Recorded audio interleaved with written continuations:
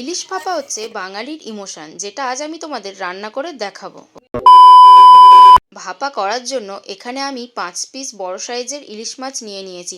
তোমরা লেজাটা স্কিপ করতে পারো, বাট আমি দিয়ে দিয়েছি। এবার ভাপাটা যেই পাত্রে করবে, মানে টিফিন বক্সে তো করতেই হবে, সেই টিফিন বক্সের মধ্যে একে একে সব মাছগুলো আমি নিয়ে নিচ্ছি, তারপরে বাকি ইনগ্রিডিয়েন্টসগুলো দেবো। চলো মাছগুলো নিয়ে নিলাম। নেওয়ার পর আস্তে আস্তে যে ইনগ্রিডিয়েন্টসগুলো দরকার সেগুলোই দিয়ে দেব। আমার তো ভাপা খেতে দারুণ লাগে, তোমাদের কেমন লাগে অবশ্যই কমেন্ট বক্সে জানিও। চলো প্রথমে দিয়ে দিলাম হচ্ছে 1 চামচ মানে পরিমাণ মতো হলুদ, তারপরে দিয়ে দিচ্ছি পরিমাণ মতো নুন। যে যেরকম খেতে পারো, মানে নুন বেশি কম সে অনুযায়ী দিও। তারপরে দিয়ে দিলাম হচ্ছে সর্ষের তেল, যেটা ছাড়া ইলিশ মাছ হবেই না। তারপর মিক্সিতে পেস্ট করে রেখেছিলাম সর্ষে, সেটা আমি ছেঁকে নিয়েছি, তোমরা চাইলে নাও ছাঁকতে পারো। একটু জল দিয়ে ছেঁকে নিয়েছি। আর সর্ষে পেস্ট করার সময় নুন আর কাঁচা লঙ্কা দিয়েছিলাম যাতে তেতো না হয়।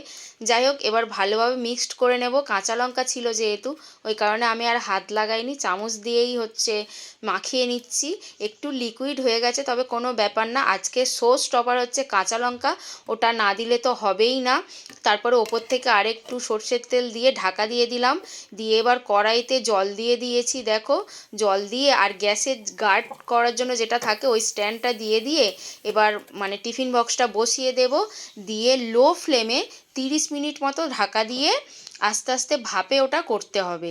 বেশি জোরে দেওয়া যাবে না, আস্তে। দেখো 30 মিনিট পর ঠান্ডা হয়ে যেতে খুলে নিতে কালারটা জাস্ট অসাধারণ এসছে। হ্যাঁ, মাছের গায়ে কালারটা লাগেনি, কারণ সর্ষেটা একটু বেশি লিকুইড হয়ে গেছিলো ওই কারণে। চলো এবার ভাতে নিয়ে টেস্ট করে দেখা যাক যে কীরকম হলো। এখন তো সবাই জলের ভাপে করে, কিন্তু আমার মাকে দেখতাম টিফিন বক্স নিয়ে ভাত হয়ে যাওয়ার পর ভাতের ভিতরে বসিয়ে দিত, ওটা নাকি খেতে আরও দারুণ হয়।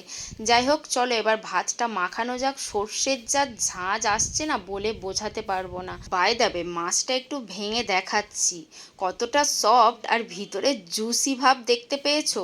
দেখেই বুঝে গেছো। আর সর্ষের যা ঝাঁঝ, যখন মুখের মধ্যে নিলাম মাথাটা যেন কেমন করে উঠলো।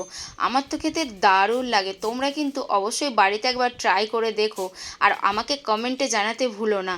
চলো আজকের মতো এই পর্যন্ত, দেখা হচ্ছে নেক্সট কোনো রেসিপি বা শর্টস নিয়ে। ততক্ষণের জন্য ভালো থেকো, সুস্থ থেকো। Bye, love you all guys and good night.